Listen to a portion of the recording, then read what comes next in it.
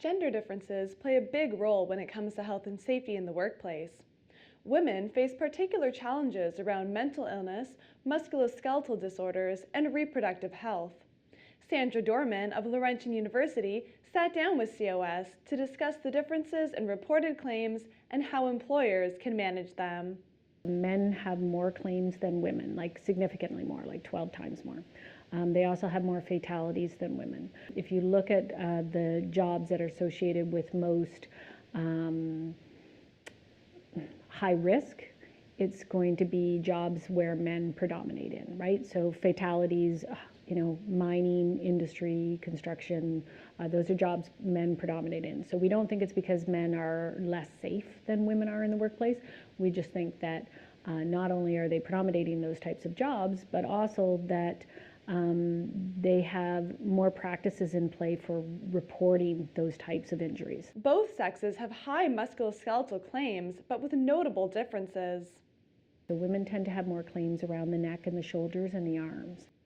It is fairly clear why men are reported to have more injury and fatality claims than women, but the reasons behind the different types of injuries each sex sustains are very complex. We still traditionally see women in more jobs that are associated with the caring, like nursing or caregiver positions, child care, teachers, PSWs, that kind of thing, whereas men still tend to predominate in other more industrialized types of jobs. So that's part of it. Part of it is there are certainly physiological differences between men and women. And an easy example, if a man and a woman randomly come together, 92% of the time, the man is going to be taller than the woman. So how is the job designed to accommodate all the different heights, for example, or strengths that the different genders have? So that's part of it. There's certainly a task segregation even within a job. So women still tend to do jobs that require repetition, a high degree of visual acuity, and endurance, right? Women are in jobs often where they're expected to maintain the same position for a long period of time, whether it's standing, whether it's bent over. Women tend to have higher rates of mental illness at the workplace, but the phenomenon may be largely due to how men and women are socialized. Women are more comfortable coming forward and addressing the issue with a physician. They're more likely to get diagnosed because they do that.